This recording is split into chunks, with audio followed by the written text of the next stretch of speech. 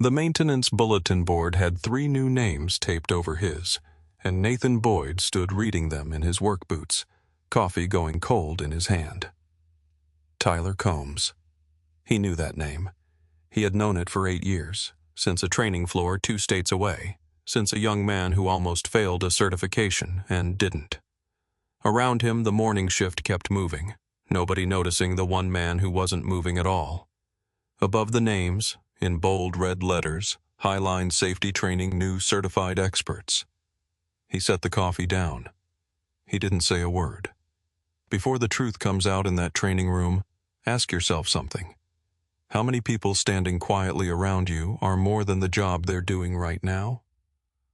The Highline Aerostructures plant sat on the east side of Tulsa, a long gray building with airplane parts moving down its lines like something alive.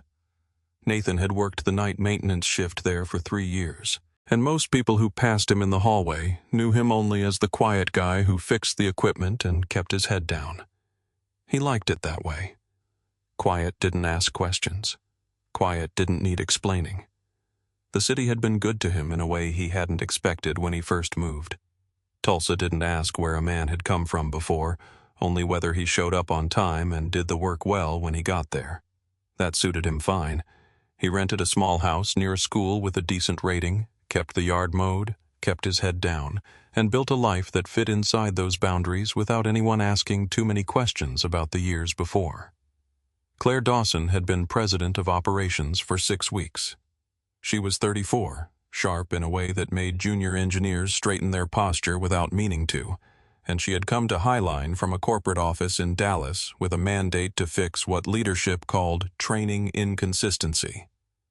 That morning, she stood at the front of the main floor and told 200 employees that the plant would be bringing in outside experts from the National Aviation Safety Institute to overhaul the composite repair certification program. "We want the best," she said. "That's not a criticism of anyone currently doing the work. It's an investment in where we're going." Nathan listened from the back, arms crossed, saying nothing. He had heard versions of that sentence before, in a different building, a different year. It hadn't ended well for him then, either. Around him, men and women he'd worked beside for 3 years traded glances. Some curious, some already halfway to indifferent. Training programs came and went at plants like this. Consultants came and went. Most people on the floor had learned not to invest too much feeling in either. After the meeting, his supervisor pulled him aside. Since Nathan was already responsible for maintaining the training lab's equipment, the mock fuselage sections, the diagnostic tools, the projector, nobody could ever get to work right. It made sense administratively for him to support logistics during the new sessions. Nobody was trying to humiliate him. Nobody even remembered enough about him to want to. "You'll set up the room, run the equipment, that kind of thing," his supervisor said. "Should be straightforward." Nathan nodded. "Sure." That evening, he picked up his daughter from the after-school program at Riverside Elementary. Maddie was 9, all elbows and questions, and she talked the entire drive home about a science project involving a volcano that had, in her words, worked way better than the teacher expected. "Did you have a good day, Dad?" she asked when she finally paused for breath. "It was fine," Nathan said. "Long. You always say that. Because it's always true." She laughed, and for a few minutes the plant and the bulletin board and the 3 new names taped over the space where his used to be didn't matter at all. That was the thing about Maddie. She had a way of making the rest of it go quiet. Later, after she was asleep, Nathan sat at the kitchen table with a cup of coffee he didn't drink and a folder from work he didn't open. The house was quiet in the way it only got after 9. The refrigerator humming, a neighbor's dog barking twice somewhere down the street, and then giving up. He kept thinking about the names on that board. 2 of them meant nothing to him. The third one had a face attached to it. A face he hadn't seen in 8 years, and he wasn't ready yet to decide what that meant. He thought about calling someone from the old days just to ask if it was really him, and then thought better of it. Some questions answered themselves if you gave them enough time. The box had been in the back of the garage for 3 years. behind a shelf of paint cans and a bicycle Maddie had outgrown. Nathan pulled it down on a Tuesday night after she was asleep, sat on the concrete floor, and opened it like it might bite him. Inside was a laminated instructor badge with his photo on it, 10 years younger, no gray at his temples yet. A certification plaque from the National Aviation Safety Institute, Master Trainer Composite Repair Systems, and underneath that, a spiral notebook with a cracked blue cover, his old class roster, names and signatures of every trainee who had passed under his supervision going back 9 years. He remembered building that curriculum from nothing but field notes and a decade of watching things go wrong on hangar floors from Georgia to Washington State. He remembered the long nights writing test scenarios, the arguments with administrators who wanted the certification track shortened, the satisfaction of watching a room of nervous 20-somethings turn into people who could catch a hairline fracture before it became a headline. He flipped to the page from 8 years ago. Tyler Combs. Passed on the second attempt after Nathan stayed 2 hours late one Thursday night, walking him through a joint inspection technique the boy kept rushing.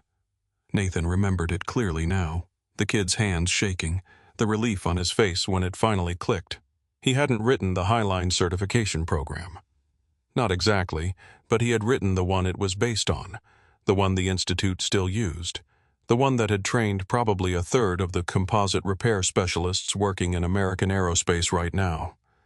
He had built it after a decade of field work, refined it over 5 years of teaching, and signed off on hundreds of students who had gone on to careers he mostly never heard about again.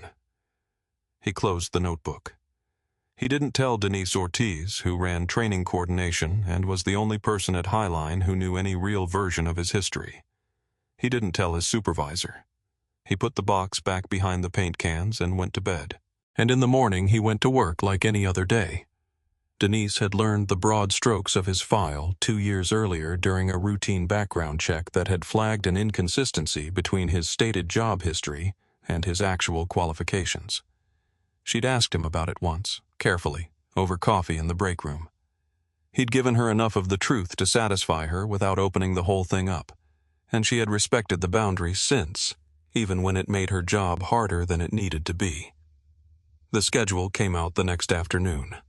The first full certification session, the real one, with the whole production floor invited to observe along with Claire and Regional Director Paul Kessler, was set for the following Monday. Nathan's name was on the logistics list. Room setup, equipment checks, projector. He read it twice, then went back to work. If a courtroom needed a witness to a man's whole career, it would ask for documents, testimony, a paper trail. What Nathan had was a notebook nobody had opened yet. Whatever happened next, it wouldn't come from him volunteering the truth. It would come from someone else finding it, or remembering it themselves. Monday morning, the training room at Highline filled up faster than Nathan expected. Folding chairs lined the back wall, and the front held 3 tables set with laptops, sample composite panels, and a banner reading Highline Certification Program, National Aviation Safety Institute Partnership. Nathan came in an hour early to check the projector, run the extension cords, and set the mock fuselage section in the center of the floor where the cameras from corporate communications wanted it. He had trimmed his beard the night before, though he told himself it had nothing to do with anything. He was still in his gray maintenance uniform, the one with his last name stitched over the pocket, when Tyler Combs walked in with 2 other instructors and a rolling case of equipment. Tyler looked good, confident, in a pressed button-down, the kind of posture that came from years of standing in front of rooms. He didn't look toward the back of the space where a man in work clothes was crouched behind a folding table checking a power strip. Why would he? 8 years and a beard and a maintenance uniform were enough distance for most people not to look twice. Claire arrived a few minutes before 9:00, scanning the room the way she scanned everything, cataloging who was where and what needed fixing. She caught Nathan's eye once across the room, gave a short nod.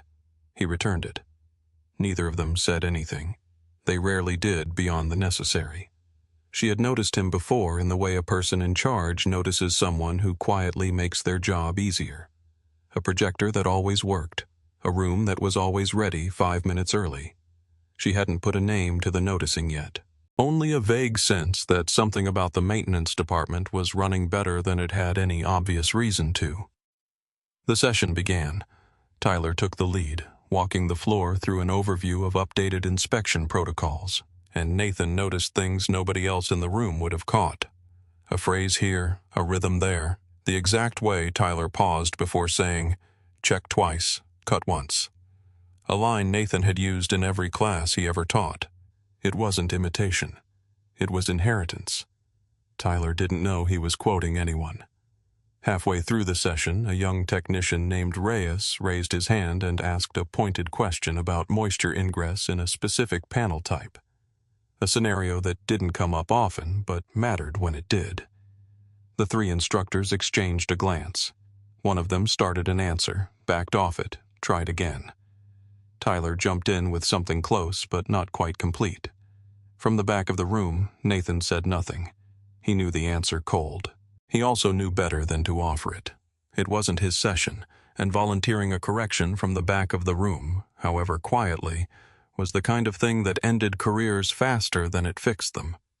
He'd learned that lesson too, once, though the circumstances had been different. Claire watched the exchange longer than she needed to. She filed it away without knowing exactly what she was filing.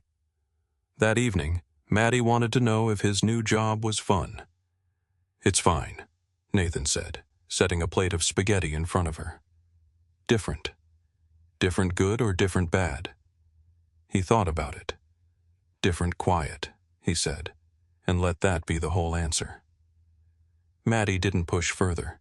She had a 9-year-old's instinct for when a conversation had reached its natural edge, and instead launched into a detailed account of a kickball game at recess that had apparently ended in controversy over a foul line nobody could agree on. Nathan listened, grateful for the noise, grateful for a version of his day that had nothing to do with bulletin boards or borrowed phrases said by a stranger who used to be a student. A week went by. Paul Kessler, the regional director overseeing 3 Highline facilities, came through on a Wednesday to review budget lines with Claire, and one of the items on the sheet was the maintenance department's headcount. "We're overstaffed on the internal side now that training's been outsourced," Kessler said. "I want to see that line trimmed by the end of the quarter." Claire looked over the numbers. "Nathan Boyd runs point on equipment for that department. He's the one keeping the training lab functional. So we'll find him something else to do or we won't," Kessler said. "That's not really the conversation I came here for." There was something in the way he said it, flat and dismissive, that Claire noted without commenting on. She'd worked with enough men like Kessler to know the tone wasn't really about budget lines. Kessler had run 3 regional facilities in 12 years, and he had a reputation for treating headcount the way other men treated sports scores, something to be managed, trimmed, argued over without much thought for the individual names behind the numbers. Claire had heard that about him before she transferred in. She was starting to see why people said it. Later that day, she found Nathan in the training lab adjusting a sensor on the mock fuselage panel that had been reading inconsistent since the last session. "You fixed that in under 10 minutes, she said. "The vendor told us it would take a service visit." "Vendor doesn't want to drive out here for a loose wire," Nathan said, not looking up. "You do a lot of things around here that aren't really your job description." He shrugged. "Somebody has to." She almost asked him something else, a real question, the kind that would have required a real answer. But Kessler's voice carried down the hallway calling her name, and the moment passed. She filed the impulse away with the rest of what she'd noticed about Nathan Boyd, a small stack of details that hadn't yet added up to anything she could name. Outside, near the loading dock, Nathan crossed paths with Kessler directly for the first time since the reorganization was announced. Kessler looked at him the way people look at furniture. "You're the maintenance guy who used to run some kind of training thing," Kessler said. It wasn't a question. "Long time ago, I heard." "A while back," Nathan said. "Things change." Kessler kept walking. Nathan stood there a moment, jaw tight, then went back inside. He didn't mention the exchange to anyone, including Denise Ortiz, who caught him afterward in the break room and asked if everything was all right. "Fine," he said. Denise studied him a second longer than the word deserved. She knew more about his file than she was supposed to, enough to know that fine rarely meant fine when Nathan said it that way. But her hands were tied by exactly the kind of paperwork that had buried his history in the first place, and she let it go because that was what her position required of her, even when it cost her something to do it. She refilled her coffee and watched him head back toward the training lab, thinking, not for the first time, that there was a version of this building where the org chart made sense and the right people ended up in the right rooms. This wasn't that building, not yet, and she wasn't sure how many more quiet Fridays it would take before that stopped feeling like something she could live with. The second full certification session drew a bigger crowd. Corporate had sent a regional safety compliance officer down from headquarters to observe, a woman named Patricia Yoon, who took notes on a tablet and said very little. Claire stood near the front. Kessler stood near the door, arms crossed, checking his phone more than the room. The stakes felt different that morning, though nobody said so out loud. A compliance visit changed the temperature of any room, and even Tyler, usually loose and confident in front of an audience, seemed to be measuring his words a little more carefully than the week before. One of the other instructors, a man named Corey Fletcher, was demonstrating a joint inspection technique on a composite panel with a hairline stress fracture built into the training model. It was meant to simulate a subtle failure point, the kind that was easy to miss if you rushed the process. Corey rushed the process. He skipped a step in the pressure test sequence, the exact shortcut that years ago, on a real aircraft, had led to a structural failure serious enough to ground a fleet and end careers. Nathan felt his whole body go still. He knew what came next in the demonstration if nobody corrected it. He knew because he had watched it happen for real once and had spent 8 years living with what that cost him. He stepped forward from where he'd been checking a cable line and said, quietly but clearly, "You want to rerun the tap test before you sign off on that joint. Skipping it is how you miss a subsurface delamination." The room turned. Corey blinked, caught between correcting himself and being corrected by a man in a maintenance uniform. He reran the test. The panel failed it exactly as Nathan expected. A murmur moved through the crowd. Patricia Yoon looked up from her tablet for the first time all morning, Pin paused mid-sentence, watching the panel fail the test that should have caught it the first time. Corey Fletcher's face had gone a shade paler. He was a decent instructor, careful most days, but the pressure of an audience and a compliance officer had pushed him to skip a step he would never have skipped alone in a quiet room. That was, Nathan knew from long experience, exactly how most preventable failures happened. Not from ignorance, from rushing. He'd seen the same pattern once before, years ago, on a real fuselage instead of a training model in a hangar 3 states away. Nobody had been standing close enough that time to catch it before it became a headline. He'd learned to live with that memory the way people learn to live with old injuries, mostly forgotten until the weather changed. Tyler, standing a few feet away, had gone very still. He knew that phrase. Tap test before sign off. He had heard it 100 times years ago in a different room from a man who used to say it exactly like that, with exactly that flat patience. Claire, near the front, hadn't caught the phrase's history, only the authority behind it.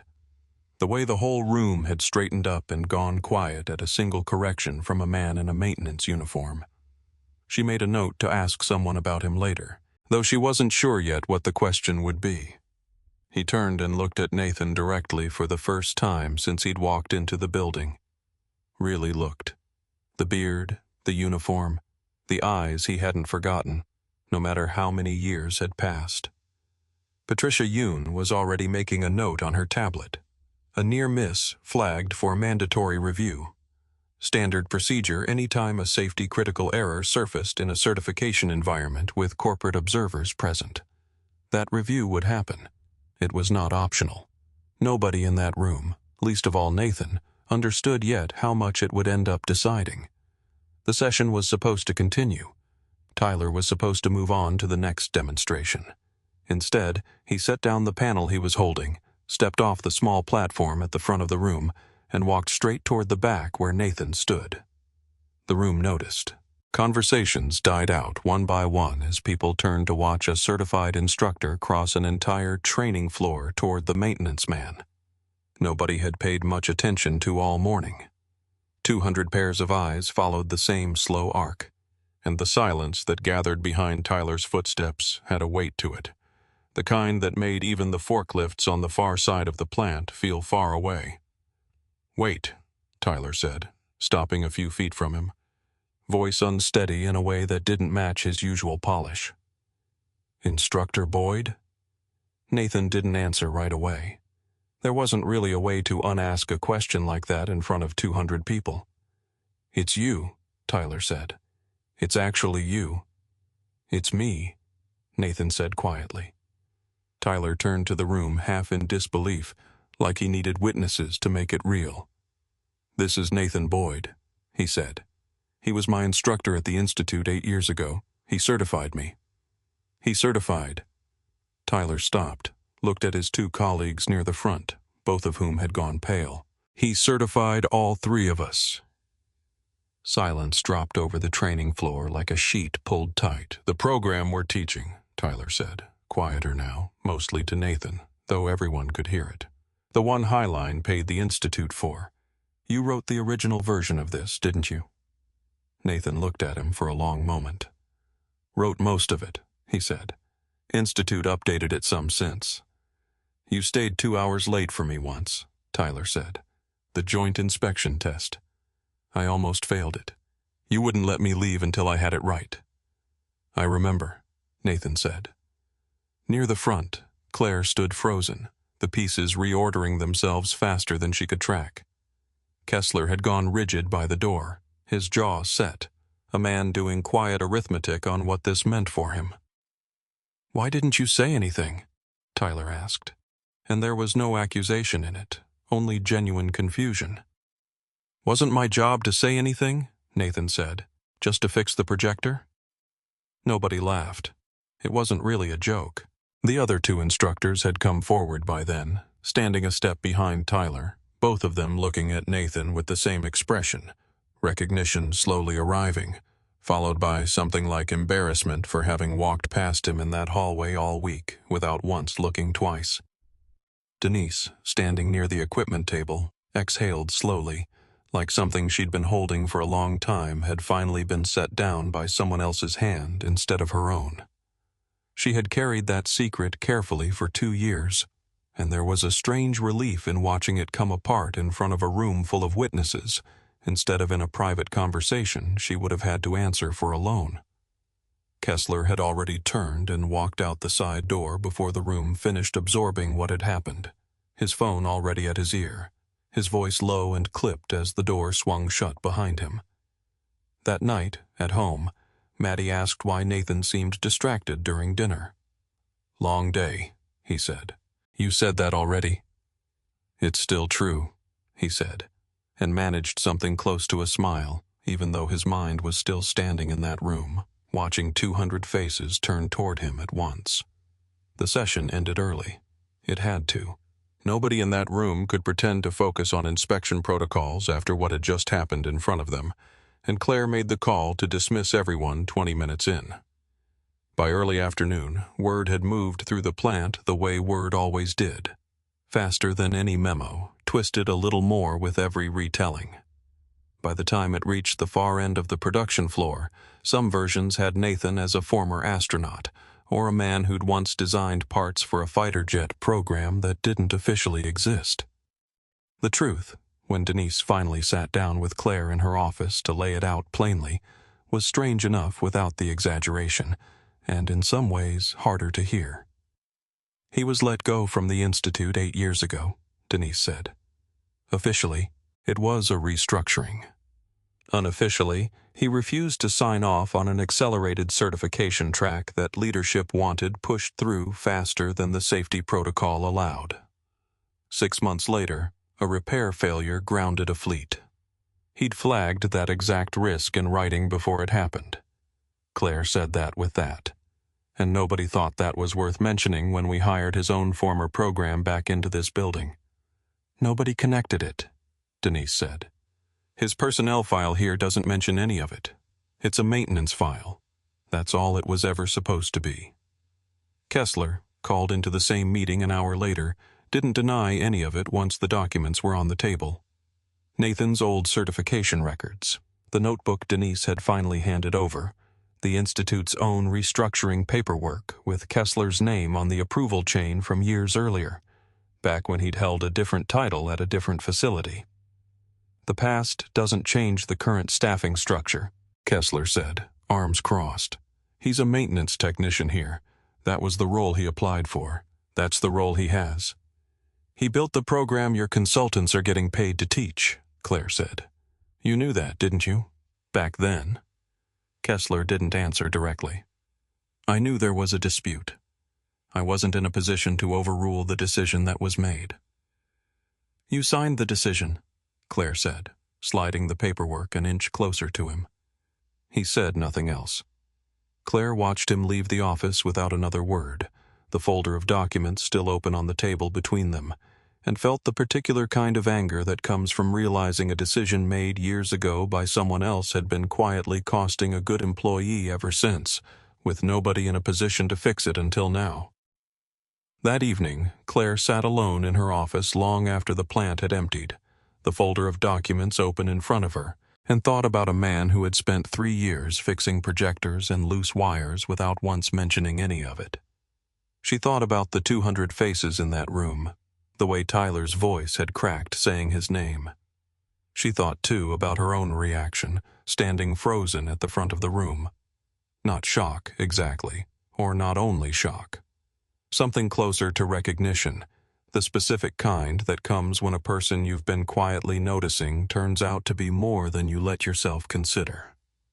At home, Nathan tucked Maddie in and sat with her a few extra minutes, saying nothing about the day, letting her tell him instead about a friend's birthday party coming up on Saturday, and whether a bounce house was, in her expert opinion, better than a face painter.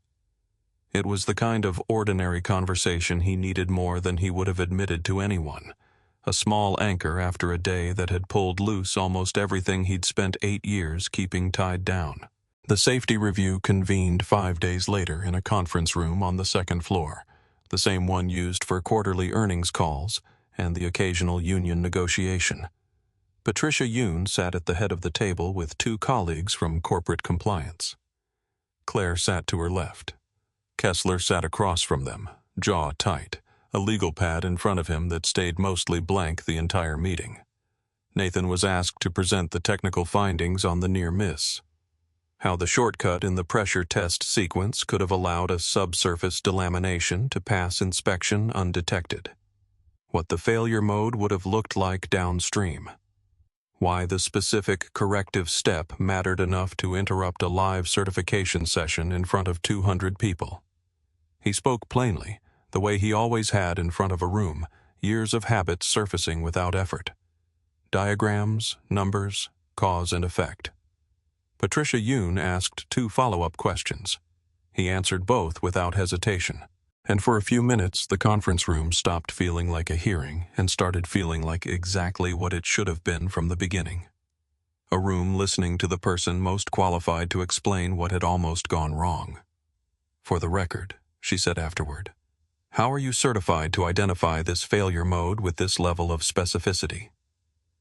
I wrote the original detection protocol for the Institute, Nathan said, 9 years ago. Composite Repair Systems Master Trainer level. Tyler, seated near the back at Claire's request, stood without being asked. I can confirm that, he said. He trained me. He trained the 2 instructors sitting next to me. The certification program currently running at this facility is built on his original coursework. Kessler tried once weekly to argue that historical authorship of a training document had no bearing on current staffing decisions. Nobody at the table found that argument worth much, least of all Patricia Young, who noted for the record that Highline's leadership had allowed a documented safety expert to be reassigned to equipment maintenance, while his own program was outsourced back to the facility at significant cost, without anyone catching the redundancy. She asked, more than once, how a personnel file could go 8 years without a single flag on any of it, and nobody at the table had a satisfying answer. The vote at the end of the review wasn't about punishment. It was about corrective action, restoring qualified oversight to the certification program going forward.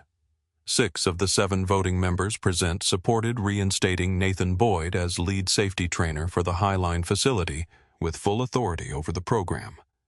Kessler cast the only dissenting vote, and everyone in the room understood exactly why. Afterward, in the hallway outside the conference room, Claire waited without quite admitting to herself that she was waiting. When Nathan came out, tieless, uniform still on because he hadn't thought to change, she didn't say anything about the vote or the program or Kessler. She just looked at him a beat longer than professional distance required, and something passed between them that neither one of them had a name for yet. Down the hall, a few employees who'd caught wind of the outcome slowed as they passed, offering small nods of their own, the kind of quiet acknowledgement that meant more coming from people who worked the floor than any formal announcement would have. "Congratulations," she finally said. "Thanks," Nathan said. "Wasn't expecting today to go like that." "Neither was I," Claire said. And for the first time since she'd arrived at Highline, she let herself smile at him without checking whether it was appropriate first. Kessler was reassigned to a regional role in Wichita within 3 weeks, a transfer his own file described as a lateral move, and everyone else in the building understood as something closer to an exit. Nobody threw a party about it. Nobody needed to. Nathan's new office was smaller than the one Kessler had vacated, tucked at the end of the training wing with a window that looked out over the employee parking lot. He didn't ask for anything bigger. He hung the old certification plaque on the wall, the one that had spent 3 years behind paint cans, and left it at that. He kept the desk mostly bare, the way he liked it. One framed photo of Maddie facing the door, so he'd see her first thing every morning. Tyler and the 2 other instructors stayed on, now working directly under him instead of around him, and something in the dynamic settled into place that felt less like correction and more like coming home. The sessions ran smoother almost immediately. Fewer stumbled answers, fewer moments where a technician's sharp question caught the room off guard, because now there was someone in the room who had written the answers in the first place. Tyler asked him once, a few weeks in, why he'd never mentioned any of it. Not once. Not even after the second session when the truth was sitting right there in the room with them. "Would have changed how people treated me," Nathan said. "Wasn't sure I wanted that yet." "Do you now?" Nathan considered it. "Ask me again in a year." Claire found him after hours one evening. The plant mostly empty. Just the hum of overhead lights and a distant sound of a forklift somewhere on the far side of the floor. She'd brought 2 coffees, handed him one without asking if he wanted it. "I read your old case file today," she said. "The real one, not the maintenance version. Figured you would eventually. You could have fought it back then. The Institute's decision. You had grounds." "Didn't feel like fighting," Nathan said. "Felt like getting my daughter through the year. Priorities shift." Claire nodded slowly, like that answer settled something she'd been turning over for days. "For what it's worth," she said, "I'm glad you didn't leave the industry entirely." "Wasn't sure I had," Nathan said. "Guess I hadn't really. Just been keeping the lights on somewhere quieter." They stood there a moment longer than either conversation or silence strictly required, coffee going lukewarm in their hands, neither one in a hurry to be the first to walk away. Outside, the last of the daylight caught the parking lot in long amber stripes, and somewhere past the fence line. A train sounded its horn twice, the way it did most evenings around that hour, familiar enough now that neither of them turned to notice it. The next Saturday, Maddie ran into Claire in the parking lot outside the plant waiting for Nathan to finish a late shift. She didn't know who Claire was beyond a friendly adult who worked with her dad, and she said hello with the easy confidence of a 9-year-old who hadn't yet learned to be careful with strangers. "You work with my dad," Maddie said. He's really good at his job. Everybody says so now. They're right, Claire said, and meant it more than the sentence let on. 3 weeks later, the bulletin board outside the training wing had a new sheet posted at the top, laminated this time instead of taped. Lead safety trainer, composite repair certification, Nathan Boyd. Below it, in smaller print, 3 assisting instructor names, Tyler Combs listed first. The morning shift moved past it the way it moved past everything, most people too busy to stop and read. A few did stop. A few smiled without saying anything, the way people do when a small piece of the world has quietly corrected itself and nobody needs to make a speech about it. Reyes, the technician whose question had once left 3 instructors stumbling, paused long enough to read the whole thing twice before heading to his station, satisfied in some small way he couldn't quite name. Nathan walked the training room floor before the first session of checking the same equipment he used to check as a formality. Except now it was his floor to check because he'd chosen it, not because logistics had assigned it to him. Tyler was already there, setting up a new demonstration panel, and the 2 of them worked in the kind of easy silence that used to exist only in memory, 8 years old, in a different building, before either of their lives had detoured somewhere unexpected. "Feels different, doesn't it?" Tyler said, not looking up from the panel. "Feels like it should have been this way the whole time," Nathan said. And Tyler, who had spent 8 years thinking of him only as a name on an old certificate, nodded like he understood exactly what that meant. Claire found him in the hallway outside the training room a little after 9:00, on her way to a meeting she was already going to be late for. She slowed instead of walking past. He noticed and slowed too. For a few seconds neither of them said anything at all, just a look, steady and unhurried, the kind that didn't need a sentence attached to it to mean something. She nodded once. He nodded back, the corner of his mouth lifting just slightly. "Have a good one," she said. "You too," he said. She kept walking. He watched her go for exactly as long as was reasonable and not 1 second longer, then turned back to the room full of people waiting to learn something. He'd spent a decade learning himself the hard way, in rooms nobody remembered his name in yet.